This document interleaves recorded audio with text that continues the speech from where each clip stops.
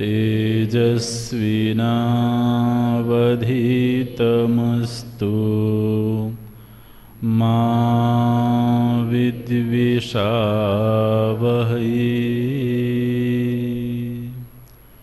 ॐ शान्तिः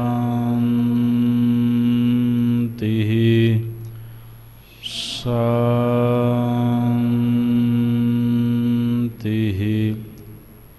शान्तिः।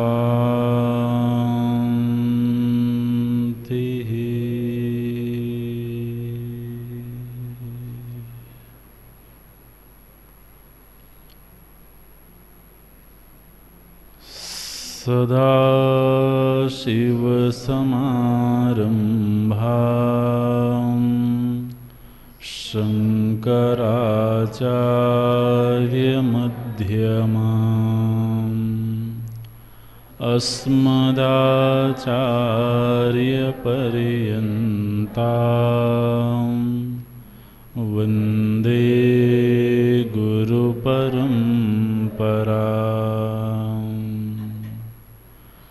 शङ्करं शङ्कराचार्यं केशवं वादरायणं सूत्रभाष्यकृतौ वन्द्ये भगवन्तौ पुनः पुनः भगवन्तौ पुनः पुनः।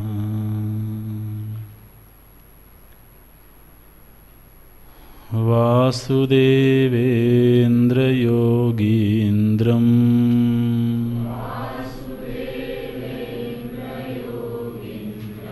नत्वा ज्ञानप्रदं गुरुम्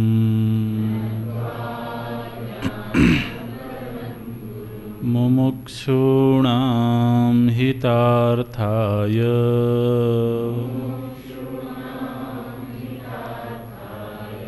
तत्त्वबोधोऽभिधीयते।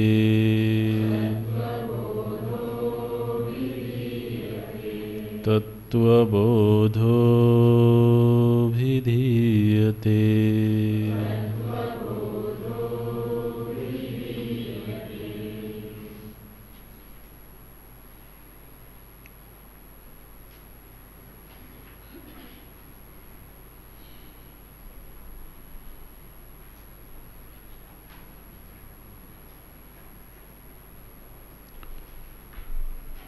ननु साहंकारस्य किंचित् ज्ञस्य जीवस्य निरहंकारस्य सर्वज्ञस्य ईश्वरस्य तत्त्वमसीति महावाक्यात् कथम अभेद बुद्धि स्यात् उभयोः विरुद्ध धर्माक्रांतत्वात्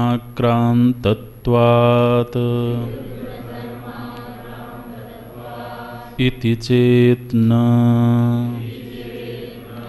स्थूल सूक्ष्म शरीराभिमानी त्वं पदवाच्यार्थः उपाधि विनिर्मुक्तं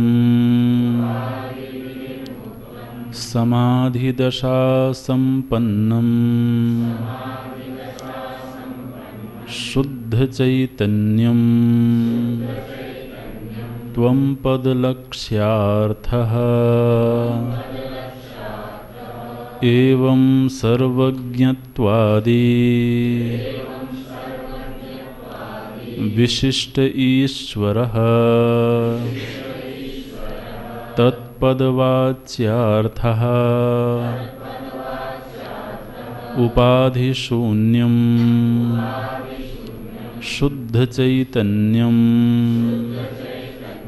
तत्पदलक्ष्यार्थः एवं च जीवेश्वरयोः चैतन्यरूपेण अभेदे बाधकाभावः एवं च वेदान्तवाक्यैः सद्गुरूपदेशेन च सर्वेष्वपि भूतेषु येषां ब्रह्मबुद्धिः उत्पन्ना ते जीवन्मुक्ताः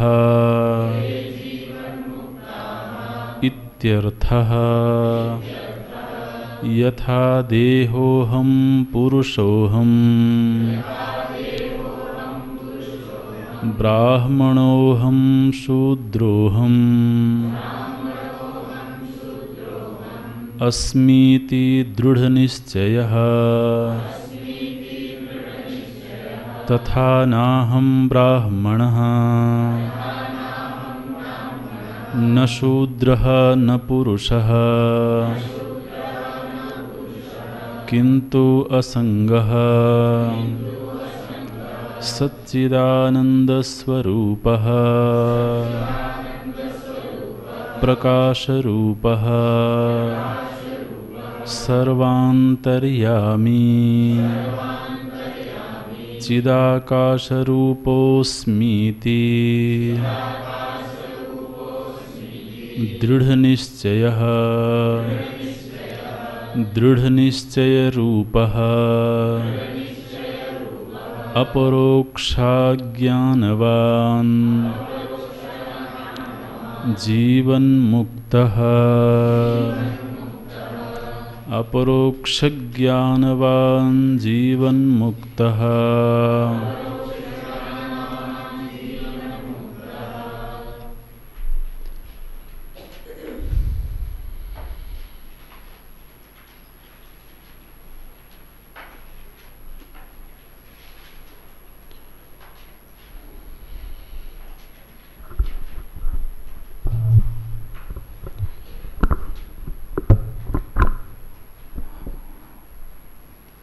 हमारी भारतीय संस्कृति में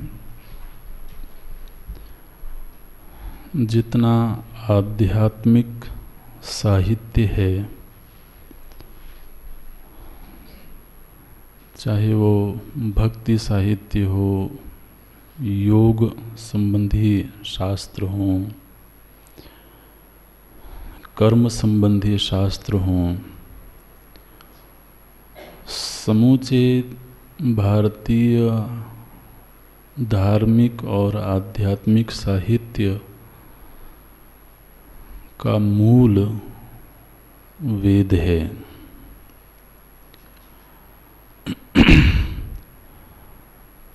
संतों के द्वारा, आचार्यों के द्वारा भी जो ग्रंथ लिखे गए, जो सिद्धांत प्रस्तुत किए गए, उन सभी सिद्धांतों के केंद्र में वेद है। इसलिए वेद हमारे चिंतन का मूल ग्रंथ है।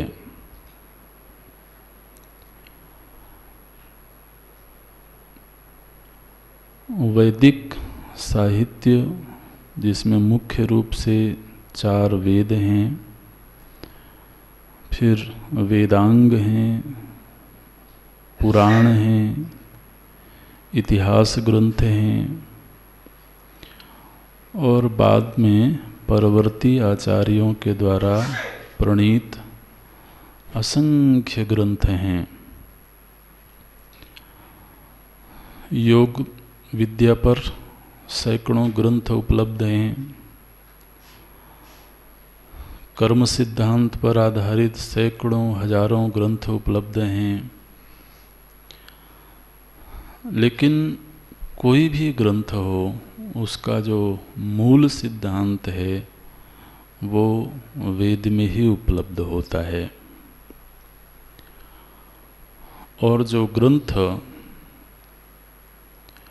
वैदिक सिद्धांत से भिन्न होगा वो प्रामाणिक नहीं माना गया। इसलिए धर्म, अध्यात्म, कर्म, समस्त विषयों से संबंधित जो अंतिम विचार है, अंतिम निर्णय है, जो प्रामाणिक विचार है, वो वेद है। और वह वेद किसी व्यक्ति की रचना नहीं है, वो स्वयं परमात्मा के द्वारा प्रकट किया गया। इसलिए वेद को अपौरुषेय बोलते हैं। अपौरुषेय माने जो पुरुष की रचना नहीं है, जो किसी व्यक्ति की रचना नहीं है, वो अपौरुषेय ग्रंथ है। और पूरी दुनिया में एकमात्र वेद ही ऐसे हैं जो अपौरुषेय ग्रंथ हैं।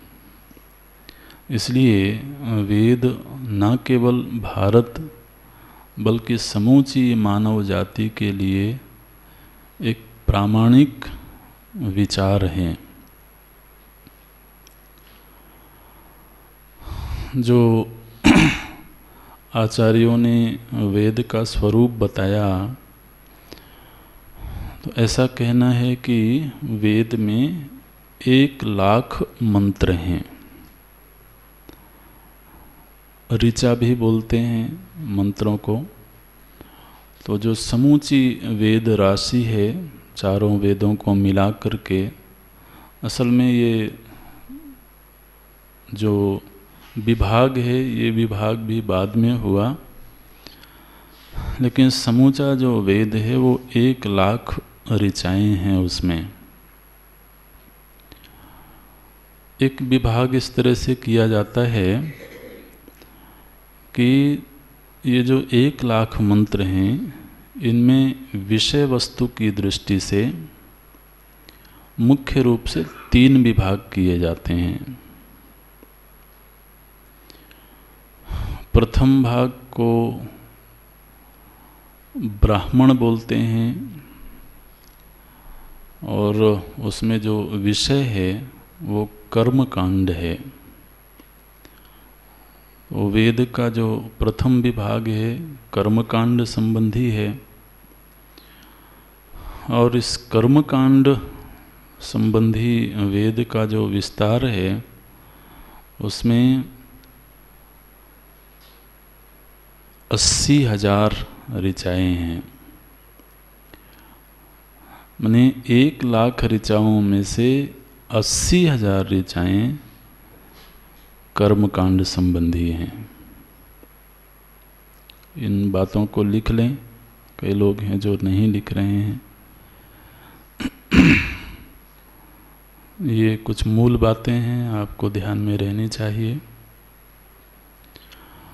80,000 ऋचाएँ कर्मकांड संबंधी हैं और शेष जो 20,000 मंत्र हैं उनमें से 16,000 मंत्र उपासना संबंधी हैं, जिसको आरण्यक बोलते हैं।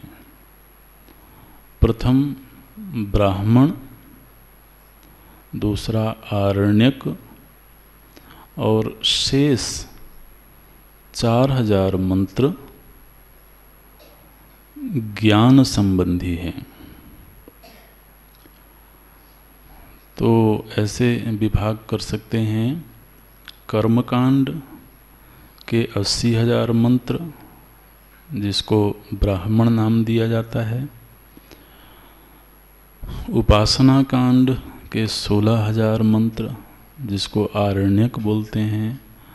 और ज्ञान कांड के 4,000 मंत्र, जिसको उपनिषद बोलते हैं।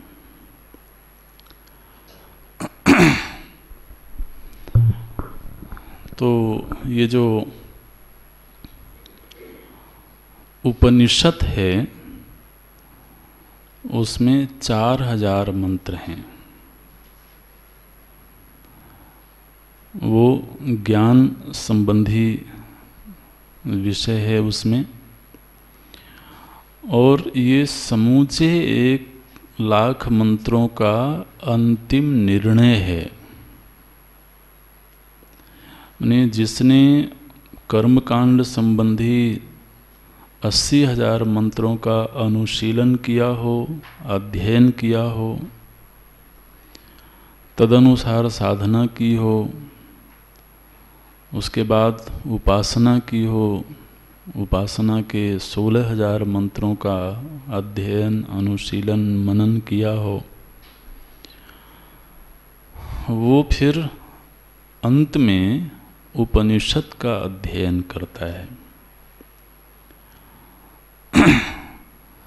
उपनिषद पूरे वेद का एक तरह से निचोड़ है, अंतिम निर्णय है। उस उपनिषद को ही वेदांत बोलते हैं।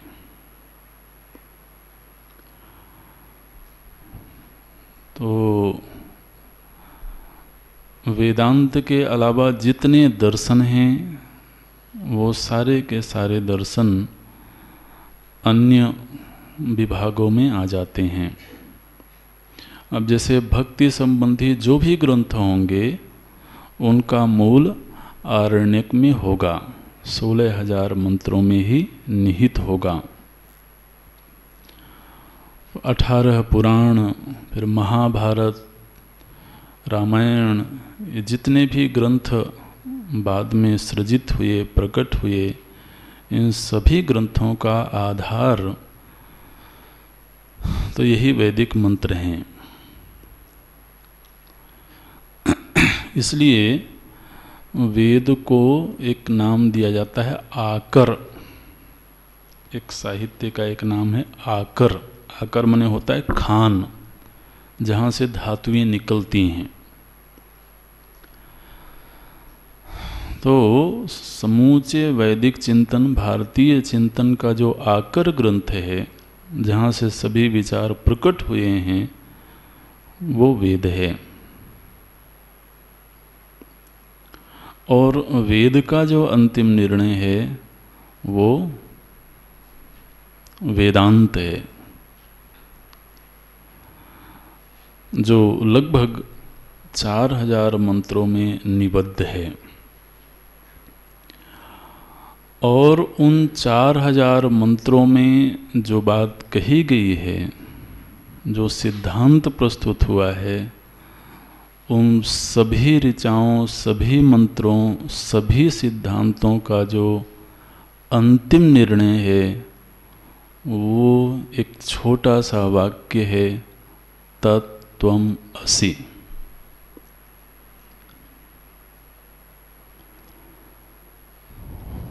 वाक्य बहुत छोटा है, लेकिन ये जो तत्त्वमसि महावाक्य है, आप जरा इसकी महिमा पर विचार करें। ये तत्त्वमसि महावाक्य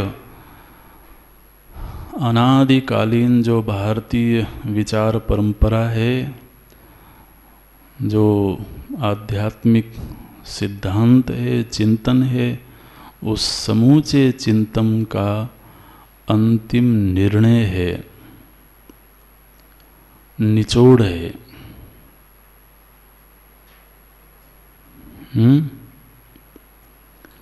इसलिए इस एक महावाक्य को समझने के लिए, आत्मसात करने के लिए कितनी साधना की आवश्यकता है, ये समझ सकते हैं। जिसने इस एक महावाक्य को समझ लिया, मानो कि उसने पूरा वेद पढ़ लिया, पूरे वैदिक सिद्धांत को समझ लिया, और वेदों के अलावा जो अन्य ग्रंथ उपलब्ध हैं उन सभी ग्रंथों को पढ़ लिया। ऐसा ये वाक्य है, तत्त्वम् असि। इसलिए इस एक वाक्य को महावाक्य कहते हैं। ये जो योग दर्शन है बहुत प्रचलित है। योग का जितना साहित्य है, जितने ग्रंथ हैं, वो केवल तत्त्वमसि महावाक्य के त्वम पद पर आधारित हैं। अब ये तो आपको एक तरह से विचारों का अंतिम निर्णय बताया जा रहा है, लेकिन इस निर्णय को समझने के लिए और जीने के लिए बहुत विचार की आवश्यकता है। महाराज, पूरा योग दर्शन केवल इस त्वम पद के चिंतन पर आधारित है।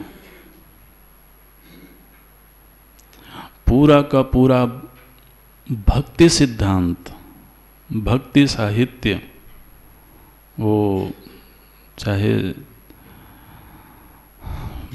महापुराण हो, चाहे दूसरे ग्रंथ हो, रामायण हो, जो भी भक्ति संबंधी ग्रंथ है या आचार्यों के द्वारा लिखित जो भी ग्रंथ हैं, वो सारे के सारे भक्ति ग्रंथ, भक्ति साहित्य तत्पद के चिंतन पर आधारित हैं।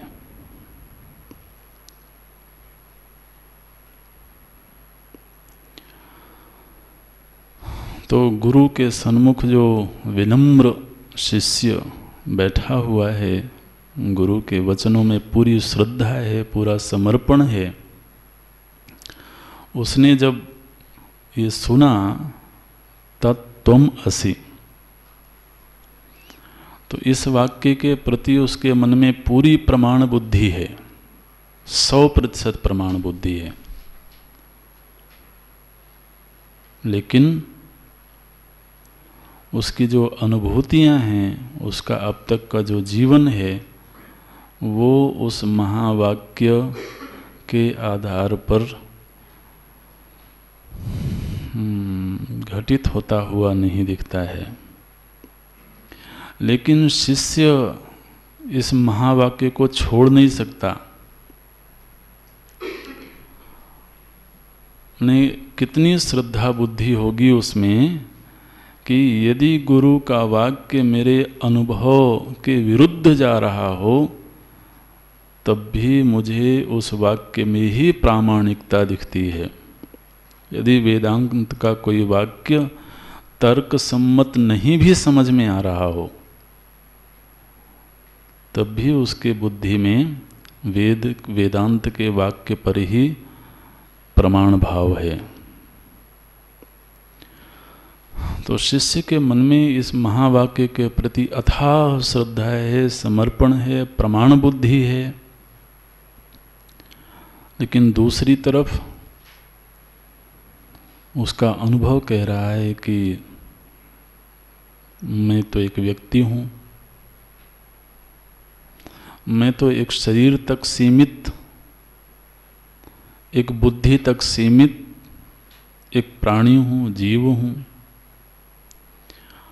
और जो तत् है, तत् मने वह ईश्वर परमात्मा, वो विराट है, पूरा ब्रह्मांड ही उसका देह है। एक छोटा सा पिंड मेरा देह है और ये समूचा ब्रह्मांड उस परमात्मा की देह है। तो महाराज इन दोनों के बीच में अभेद कैसे हो सकता है?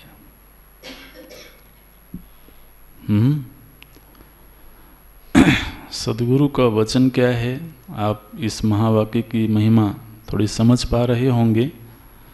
ये तत्त्वमसि महावाक्य जीवन भर अध्ययन करते रहिएगा और पूरे जीवन की साधना, पूरे जीवन के अध्ययन के निष्कर्ष के रूप में भगवत कृपा से जब कभी भी पहुँचेंगे तो इस महावाक्य के अर्थ में पहुँचेंगे। मानव जीवन की समस्त साधनाओं के अंतिम अनुभव के रूप में ये महावाक्य उपलब्ध होगा।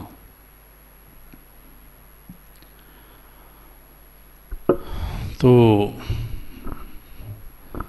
शिष्य कहता है कि भगवान, आपने कहा तत्, जो तत् है, जो ब्रह्मांडाभिमानी है, जो मायाधीश है, जो माया का आश्रय है, ब्रह्माश्रया माया अस्ति। तो जो ब्रह्म माया का आश्रय है, और माया का आश्रय माने समूची सृष्टि का आश्रय, क्योंकि माया से निर्मित समूची सृष्टि है, समूचा ब्रह्मांड है। और एक ही ब्रह्मांड नहीं बल्कि अखिल है ना, जितने ब्रह्मांड हैं, माने जो भी सृष्टि है, उस समूची सृष्टि का जो आश्रय तत्व है वो तत् है। और त्वम, देखिए, जब गुरु शिष्य की ओर उन्मुख होकर के कहते हैं कि त्वम, त्वम माने तुम, तो शिष्य के लिए वो क्या है? अहम, है ना। गुरु तो उसको संबोधित करते हैं तुम, तो शिष्य के लिए तुम का क्या अर्थ होगा? अहम। तो शिष्य को तो ये अनुभव हो रहा है कि जो अहम है वो इस शरीर तक सीमित है, एक कमजोर सीमित अस्तित्व के रूप में मैं अपने आप को अनुभव कर रहा हूँ। इसलिए वो शिष्य एक विनम्र भाव से, श्रद्धा भाव से गुरु के सन्मुख निवेदन करता है। क्या निवेदन करता है कि भगवान, अहम तो अहंकार युक्त है। देखिए, अहंकार मने, फिर से हम बोलेंगे, अहंकार मने घमंड नहीं। अहंकार मने जो कुछ भी करता है उसमें अहम वृत्ति बनी रहती है। ये मैंने किया, ये मैंने किया, मैंने देखा, मैंने सुना, मैंने विचार किया, मैंने अनुभव किया। तो जो भी शरीर संबंधी क्रियाएं हैं, इंद्रियों संबंधी क्रियाएं हैं, मन बुद्धि की क्रियाएं हैं, उन सभी के साथ ये अहम जुड़ा हुआ है। अहम करोमि इति अहंकारः। ये अहंकार शब्द कैसा है? अहम करोमि इति अहंकारः। मैं कर रहा हूँ, मैंने किया था, मैं करूँगा, मैं ऐसा हूँ, मैं यहाँ हूँ, मैं इतना हूँ। ये जो सारी अनुभूतियाँ हैं ये साहंकारस्य के अंतर्गत हैं। दूसरा, किंचिज्ञस्य, ये अहम है, इसको थोड़ा सा ज्ञान है। अब कोई शिष्य से कह सकता है कि भाई तुम्हें थोड़ा सा ज्ञान है तो होगा, दूसरे को हो सकता है ज़्यादा ज्ञान हो। तो तुम्हें कैसे मालूम कि ये जो दूसरा है उसको भी किंचित ज्ञस्य, उसको भी थोड़ा सा ही ज्ञान होगा। बोले महाराज बात ऐसी है कि जिसको भी बुद्धि के सहारे से ज्ञान होगा उसको थोड़ा ही ज्ञान होगा, क्योंकि बुद्धि की एक सीमा है ना। तो जितना भी प्राणी जगत है और ख़ास तौर से मनुष्य की बात करें तो सभी को ज्ञान बुद्धि के सहारे ही हो रहा है ना। ये बुद्धि के बिना भी ज्ञान होता है। तो बुद्धि स्वयं ही सीमित वस्तु है, अल्प वस्तु है। तो बुद्धि से प्राप्त हुआ जो ज्ञान है वो अल्प तो होगा ही। इसलिए किंचित ज्ञस्य जीवस्य, जीव की तो ये दशा है। और ईश्वर के विषय में हमने ऐसा सुना है कि उसमें अहंकार नहीं है। देखिए जी, ये जो अहंकार है ना, असल में ये अहंकार की सृष्टि होती है जब दूसरा होता है। अभी तो कभी कभी इच्छा होती है और सूक्ष्म चिंतन पर प्रवेश करें, लेकिन फिर अपने आप को ज़बरदस्ती रोकना पड़ता है। धीरे धीरे जैसे जैसे चिंतन सामर्थ्य बढ़ेगी वैसे वैसे प्रवेश करेंगे। ये जो अहंकार है ये व्यक्तित्व का पैमाना है, व्यक्तित्व की अभिव्यक्ति है। और व्यक्तित्व की रचना होती है जब दूसरा भी हो।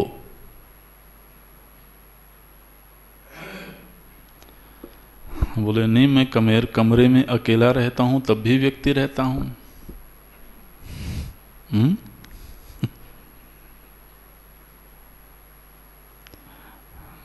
नहीं, कमरे में अकेला हूं तो क्या हुआ, मन में तो मुझे मालूम है कि दूसरे लोग भी हैं दुनिया में।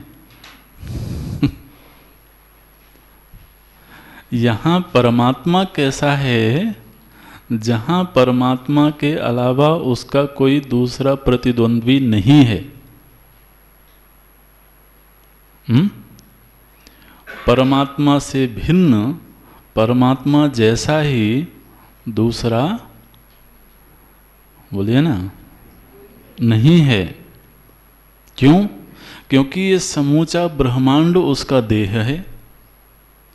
अब जैसे ये जो मेरा देह है, तो क्या इस देह में हमें कभी ये लगा कि इस देह में मेरे अलावा भी कोई दूसरा है? इस देह के जितने अंग प्रत्यंग हैं उन अंग प्रत्यंगों के प्रति कभी द्वैत भाव आया? ये तो रहा मैं और ये रहा हाथ, जो कि मुझसे भिन्न एक दूसरा प्राणी है। दो व्यक्तित्व हैं इस देह में, ऐसी अनुभूति कभी नहीं होती है। तो आप कल्पना करें कि ये समूचा ब्रह्मांड प्रभु की देह है और इस ब्रह्मांड में हम क्या हैं? अंग हैं, है ना। जैसे इस शरीर में ये विविध अंग हैं, इसी तरीके से इस ब्रह्मांड में जो कुछ भी है सजीव निर्जीव, वो सब इस ब्रह्मांड रूपी देह के अंग हैं। तो अंग के प्रति दूसरे व्यक्तित्व की वृत्ति नहीं आती है। इसलिए परमात्मा को ये अनुभव नहीं होता है कि मुझसे भिन्न दूसरा कुछ है, दूसरा व्यक्ति है। तो कहेंगे कि वो तो हमको अपना भक्त मानता है। भक्त वैसा ही मानता है जिस तरह से हम अपने अंग को अपना सेवक समझ लें। हमें कह सकते हैं कि ये हाथ मेरा है, मेरी सेवा करता है, मेरा सेवक है, लेकिन हाथ मेरा सेवक है इसलिए वो मुझसे भिन्न एक दूसरा व्यक्ति हो गया, ये तो नहीं बात बनेगी। तो इसलिए उस परमात्मा से भिन्न दूसरा व्यक्ति नहीं है, तो उसमें अहंकार की वृत्ति नहीं है। इसलिए बोलते हैं निरहंकारस्य। और चूंकि सर्व का साक्षी है वो, सर्व उसकी देह है, इसलिए वो सर्व को जानता है। सर्वज्ञस्य ईश्वरस्य। तो त्वम का अर्थ तो हो गया साहंकारस्य किंचित ज्ञस्य जीवस्य, और तत् का अर्थ है निरहंकारस्य सर्वज्ञस्य ईश्वरस्य। अच्छा, अब प्रश्न क्या है कि गुरुदेव तत्त्वमसि इति महावाक्यात, इस तत्त्वमसि रूपी महावाक्य में ये कहा गया कि वो ईश्वर और तुम दोनों एक ही हो, दोनों में कोई भेद नहीं है। कथम अभेद बुद्धि स्यात्, इसमें अभेद की सिद्धि कैसे हो सकती है? हेतु क्या है? उभयोः विरुद्ध धर्माक्रांतत्वात्, इन दोनों के धर्म में ही विलक्षणता है, दोनों के धर्म ही भिन्न हैं। कथम अभेद बुद्धि स्यात्, शिष्य के इस प्रश्न के पीछे जो विचार हैं उसको देखना। गुरुदेव उससे खुश हुए, प्रसन्न हुए। बेटा बहुत सुंदर प्रश्न है, तुमने अच्छा चिंतन किया है। अब देखिए जीव के विषय में जो उसने व्याख्या करी वो बिल्कुल प्रामाणिक व्याख्या है। जीव तो ऐसा ही है। ईश्वर के विषय में जो व्याख्या की वो भी बिल्कुल प्रामाणिक है। क्या तुमने देखा है कि ईश्वर सर्वज्ञ है? बोले नहीं महाराज, देखा तो नहीं है, लेकिन सुना है मैंने कि ईश्वर ऐसा होता है।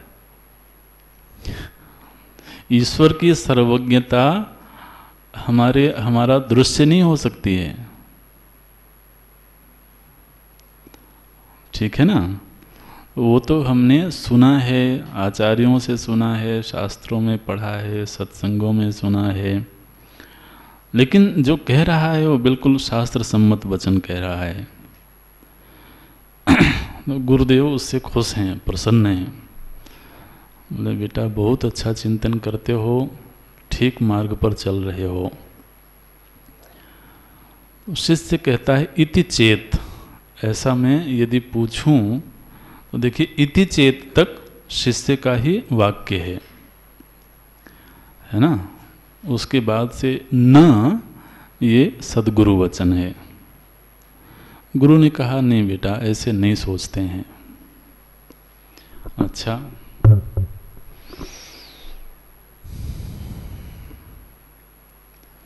आप कहते तो हो कि नहीं सोचते हैं, लेकिन मेरे अंदर सोच तो ऐसी ही है। मैं बताता हूँ सोचने का तरीका क्या है। ये जो तुमने अभी अहम पद की व्याख्या की है वो व्याख्या ठीक है, लेकिन अधूरी है।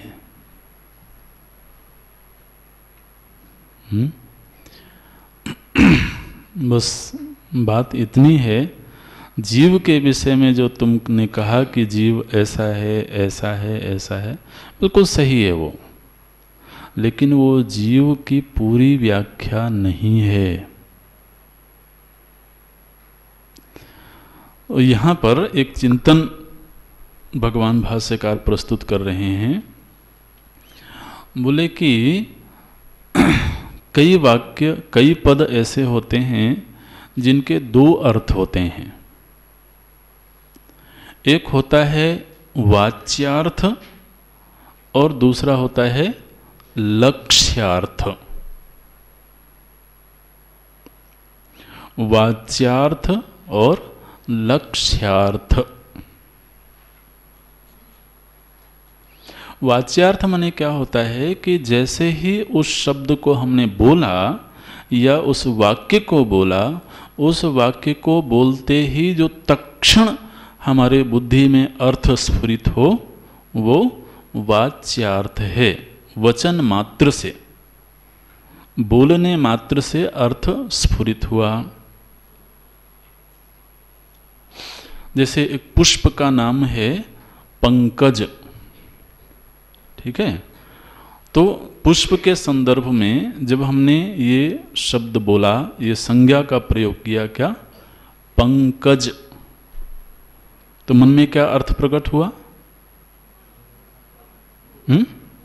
जो कमल का पुष्प है वो अर्थ हमारे मन में स्फुरित हो गया इस शब्द के उच्चारण मात्र से।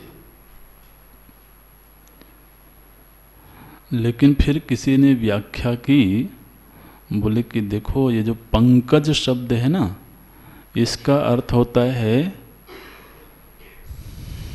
पंकाज जायते इति। जो कुछ भी जल में उत्पन्न हो या कीचड़ में उत्पन्न हो उसको पंकज बोलते हैं। तो अब जल में केवल कमल ही तो उत्पन्न नहीं होता, बहुत सारी चीजें उत्पन्न होती हैं।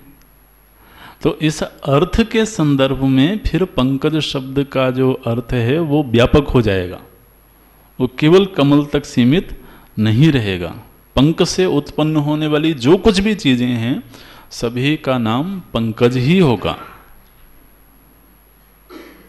ये दृष्टांत समझ में आ रहा है ना?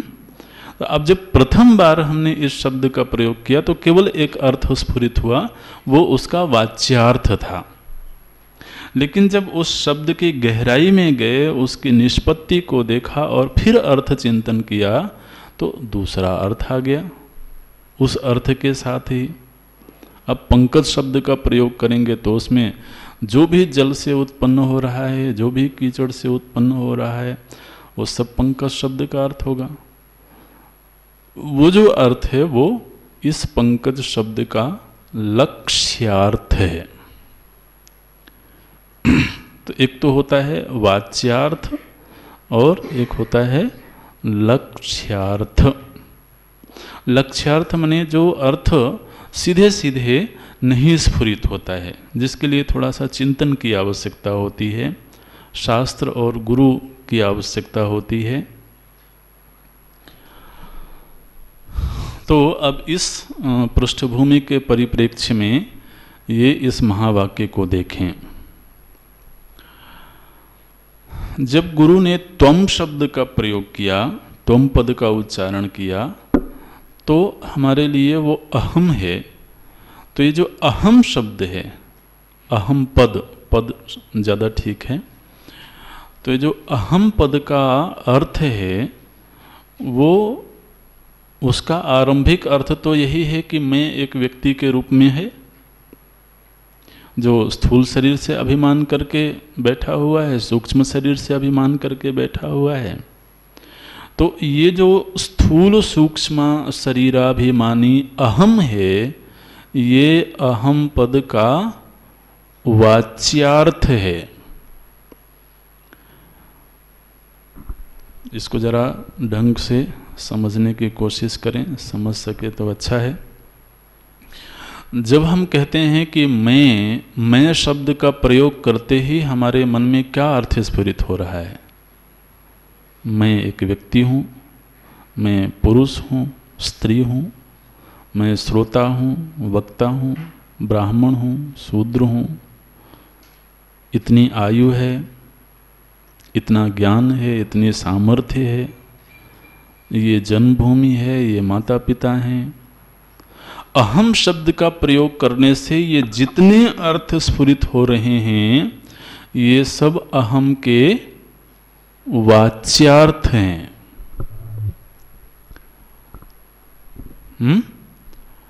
चाहे वो स्थूल शरीर से संबंधित अर्थ प्रकट हो रहा हो, सूक्ष्म शरीर से संबंधित। जब हम कहते हैं कि मैं वक्ता हूँ, तो वाणी के धर्म को अपने से जोड़ करके अपना ये परिचय दे रहे हैं। जब हम कहते हैं मैं श्रोता हूँ, तो श्रवण इंद्रिय के धर्म को मैं से संलग्न करके अहम का परिचय बता रहे हैं। तो अहम के ये जितने व्यावहारिक परिचय हैं, ये सब के सब अहम पद के वाच्यार्थ हैं। देखिए यहाँ पर क्या गुरुदेव क्या कहते हैं, स्थूल सूक्ष्म शरीराभिमानी त्वम पद वाच्यार्थः। महाराज दुनिया के लोग तो अच्छी तरह से त्वम पद के वाच्यार्थ पर भी चिंतन नहीं करते, है ना। उनको पता ही नहीं है कि ये सूक्ष्म शरीर स्थूल शरीर का निर्वचन कैसे करते हैं। स्थूल शरीर पंचभूतों के पंचीकरण से बना हुआ है, कहाँ लोगों को पता है। लक्ष्यार्थ को तो आप छोड़ ही दो, वाच्यार्थ पर भी लोगों की निगाह नहीं है। लेकिन देखिए वाच्यार्थ का भी पूरा अर्थ तो हमें वेदांत के प्रकाश में समझ में आता है, वेदांत के आश्रय में समझ में आता है। जब हम अहम शब्द के वाच्यार्थ की बात करते हैं तो वाच्यार्थ कितना है, कहाँ तक है, ये भी वो शास्त्र की शरण में जाकर के समझ में आया। मैं ये हूँ, ये हूँ, ये हूँ, ऐसे बैठ करके ना ध्यान करना चाहिए। यही तो ध्यान का विषय है। अकेले में जब बैठते हैं ध्यान में, तो खोज करें कि ये अहम कहाँ तक जा रहा है, किस किस को मैं अहम कह रहा हूँ। बुद्धि के कार्यों के साथ मैं जुड़ा है, वो भी अहम का अर्थ है। इंद्रियों के कार्यों से मैं जुड़ा है, वो भी अहम का अर्थ है। देह से मैं जुड़ा हुआ है, वो भी अहम का अर्थ है।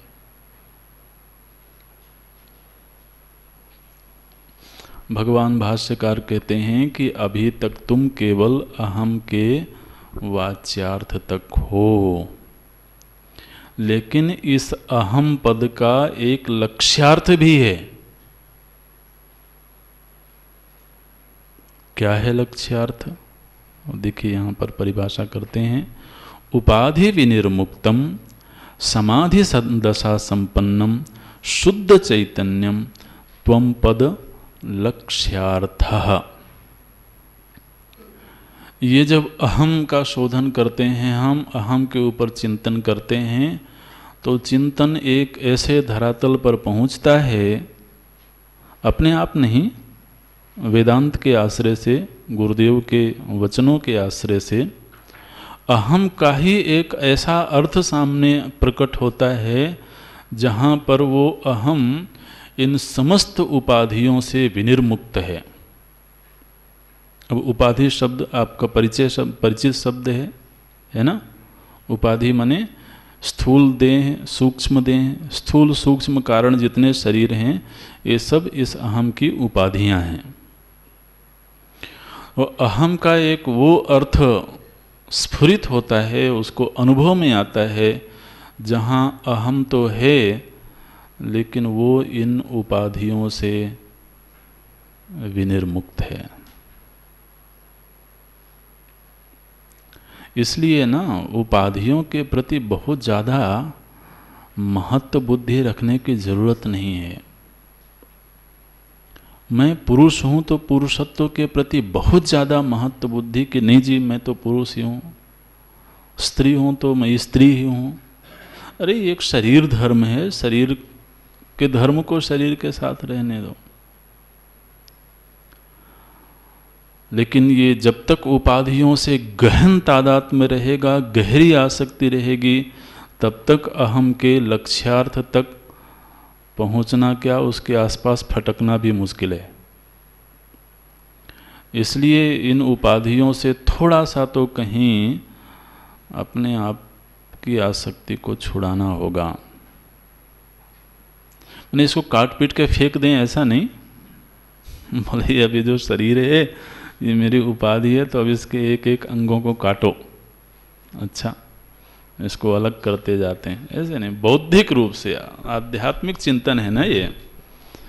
तो ध्यान की दशा में जब वो बैठता है तो वहाँ वो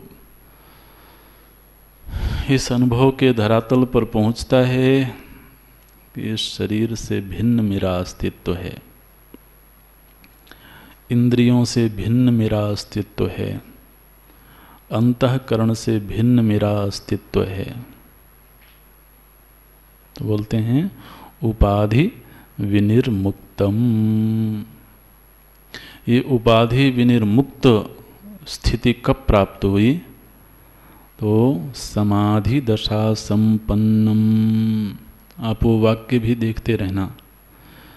जब कोई साधक, धीर गंभीर अंतर्मुखी साधक समाधि की गहराइयों में प्रवेश करता है,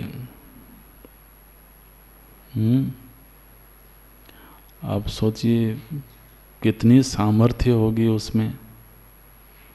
यहाँ तो 5 मिनट भी आंख बंद करके बैठना हो तो हम देखते हैं कि लोग पन्ने पलटते रहते हैं।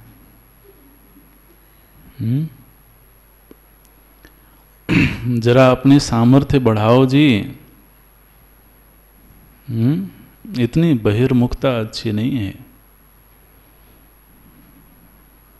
अंतर्मुखी बनने का अभ्यास हो, अन्यथा ये जो वाक्य हैं, ये जो गुरु के वचन है, बहुत दूर पड़े रहेंगे, बहुत दूर पड़े रहेंगे। इनके आसपास तक भी हम नहीं पहुंच पाएंगे। क्या वाक्य बोला गया? समाधि दशा संपन्न। ये वो साधक है, वो शिष्य है जो जिसको समाधि का अभ्यास हो गया है, समाधि में प्रवेश करने में समर्थ है। वो इस सत्य को स्पर्श करता है, वो इस सत्य को छूता है। कौन सा? उपाधि विनिर्मुक्तम। इसलिए थोड़ा थोड़ा ध्यानाभ्यास करना चाहिए। हमें पता है कि आरंभ में दिक्कतें हैं, क्योंकि न जाने कितने समय से बहिर्मुखी जीवन जीते रहे हैं, तो आसान नहीं होगा। लेकिन जो आसान नहीं है वही करने के लिए तो बैठे हैं। अपनी दिनचर्या ऐसे व्यवस्थित हो जाए, बिल्कुल समाधि में जब जाने की इच्छा हो, ध्यान में जाने की इच्छा हो, सहज ही मन लग जाए। सहज विमल मन लागे समाधि। महाराज जी एक ऐसा वातावरण मिला उनको कि सहज ही उनकी समाधि लग गई, बिना किसी प्रयत्न के। मन निर्मल था। इसलिए समाधि दशा संपन्नम उपाधि विनिर्मुक्तम। उपाधियों से विनिर्मुक्त अहम की क्या दशा है? यदि वो मनुष्य नहीं है, यदि वो श्रोता वक्ता नहीं है, यदि वो विचारक नहीं है, भावुक नहीं है, तो फिर वो क्या है? क्या कहते हैं? शुद्ध चैतन्यम। ये जो अहम के लिए 3 लक्षण बताए गए, वो सब क्रमिक लक्षण हैं। एक तरफ वो उपाधि विनिर्मुक्त है। अब ये तो आदमी की साधारण धरातल पर कभी कल्पना भी नहीं हो सकती है, विचार भी नहीं कर पाता है कि शरीर के बिना भी मेरा अस्तित्व हो सकता है। इंद्रियों से विलक्षण होकर के, भिन्न होकर के भी मेरा अस्तित्व हो सकता है। गुरु कहते हैं हाँ। उपाधि विनिर्मुक्तम समाधि दशा संपन्नम। फिर वहाँ अहम का क्या अर्थ है? अहम कैसा भासता है, कैसा मालूम पड़ता है? कहते हैं शुद्ध चैतन्यम। शुद्ध चेतन तत्व है। उस समय उसमें कोई वैयक्तिकता नहीं है, उस समय उसमें कोई परिच्छिन्नता की अनुभूति नहीं होती है। ये जो शुद्ध चैतन्य स्वरूप अहम है, ये अहम पद का लक्ष्यार्थ है। इस लक्ष्यार्थ तक हमें पहुंचना है। वाच्यार्थ तक सीमित रहना कौन सी बुद्धिमानी है जी। ये तो जो अनपढ़ है, जो पढ़ा लिखा नहीं है, वो भी वाच्यार्थ तक सीमित है ना। जिसने कभी शायद वेद का नाम भी ना सुना हो, वो भी अपने आप को मनुष्य ही तो मानता है। तो एक बिल्कुल साधारण सा व्यक्ति, मूढ़ व्यक्ति भी अपने आप को मनुष्य मानता है, और हम भी मनुष्य मान करके ही अपने आप को जीते रहें, फिर तो ये कोई बहुत बुद्धिमानी तो नहीं हुई ना।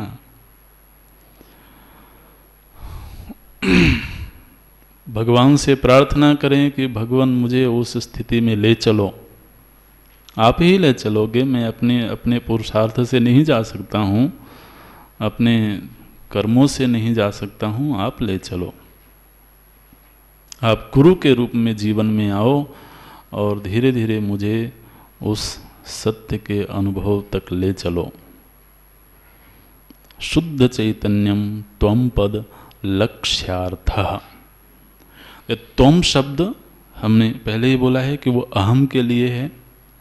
तो मैं का एक वाच्यार्थ है जो हमारे अनुभव का विषय है, जो व्यावहारिक है, और अहम का ही एक लक्ष्यार्थ है जो चिंतन के, समाधि के परिणाम स्वरूप अनुभव में आता है।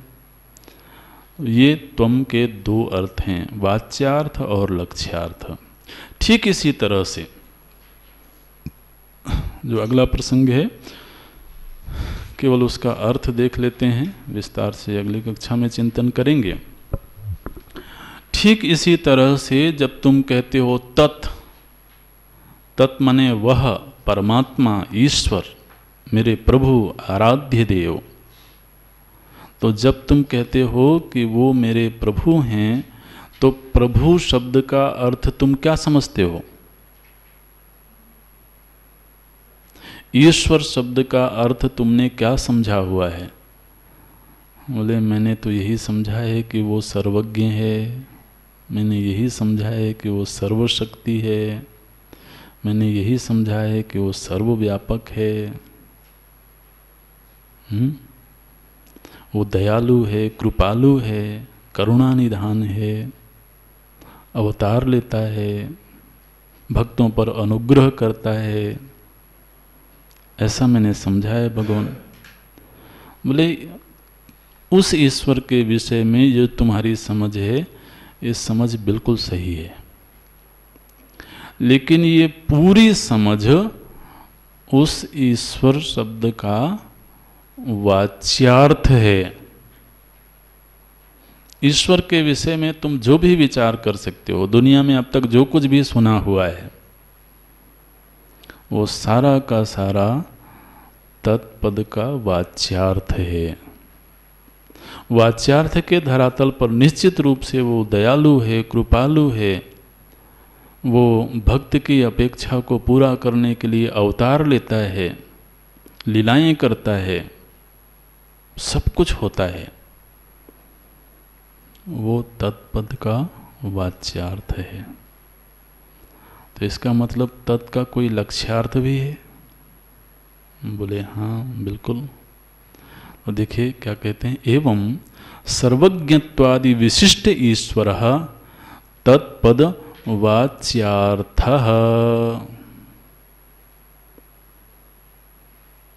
अब आप सोचिए, हमने अब तक जो भी कथाएं सुनी होंगी, जो भी सत्संग सुना होगा, स्वाध्याय किया होगा, ईश्वर संबंधी जो भी चिंतन हमने सुना होगा, वो सब इस ईश्वर पद का वाच्यार्थ है।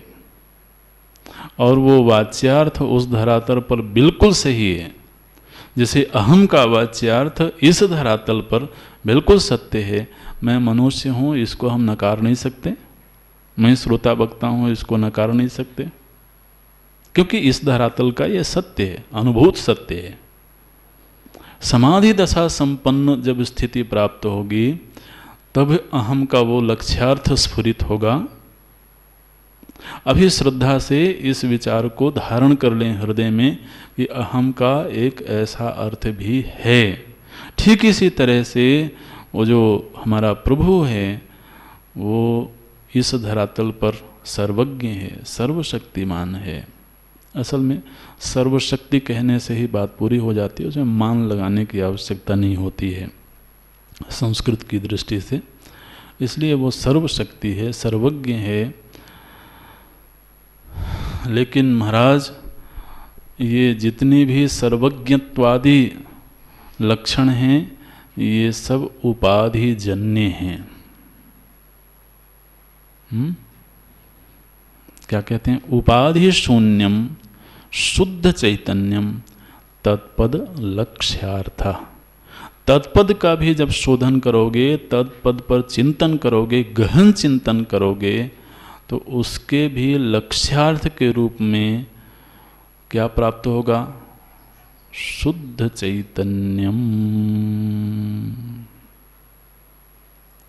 अहम पद के लक्ष्यार्थ में क्या प्राप्त हुआ था? शुद्ध चैतन्यम।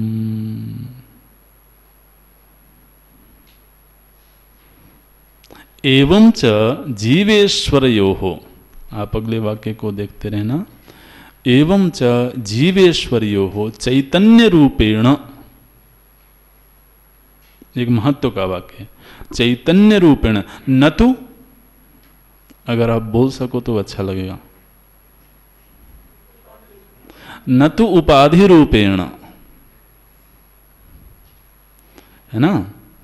जो लक्ष्यार्थ है दोनों का, उस लक्ष्यार्थ के धरातल पर जीव और ईश्वर में भेद नहीं है।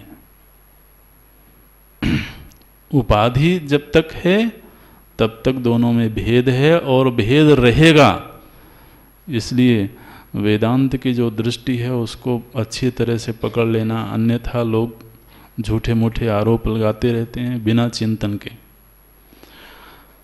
वेदांत कभी ये नहीं कहता है कि जो व्यक्ति है वो ईश्वर है। कब कहा वेदांत ने? व्यक्ति व्यक्ति है और व्यक्ति के संदर्भ में ईश्वर ईश्वर है। व्यक्ति पिंडाभिमानी है, ईश्वर ब्रह्मांडाभिमानी है। तो जब तक सामने पिंड है, जब तक सामने ब्रह्मांड है, तब तक ये दोनों अलग हैं और अलग रहेंगे। इस अलगाव को कोई नहीं मिटा सकता है और मिटाने की आवश्यकता नहीं है। लेकिन वो जब कभी समाधि की उस स्थिति में पहुंचता है, वहाँ जब वो अहम के लक्ष्यार्थ को प्राप्त करता है और वहाँ जब ईश्वर के लक्ष्यार्थ को प्राप्त करता है, तो वहाँ कोई भेद का निमित्त नहीं मालूम पड़ता, भेद का निमित्त नहीं दिखता है। उस दशा में ये महावाक्य सामने आता है, तत् त्वम असि, है ना? आप देखिए, एवं च जीवेश्वरयोः चैतन्य रूपेण, चैतन्य के धरातल पर अभेदे, वहाँ पर अभेद है, क्योंकि भेद करने वाले जितने तत्व हैं वो तत्व वहाँ नहीं रहे। बाधका भाव, जो बाधक तत्व थे उनका अभाव हो गया। सीमित करने वाले जो साधन थे उनका अभाव हो गया।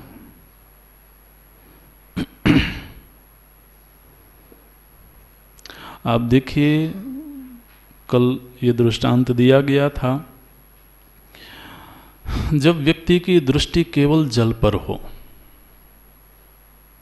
वो घट को भूल जाए, वो नदी के तटों को भूल जाए, वो तालाब के तटों को भूल जाए, उसकी दृष्टि केवल और केवल जल पर हो, तो ये नहीं कह सकता कि ये जल कुआं है कि तालाब है कि नदी है कि बावड़ी है कि समुद्र है।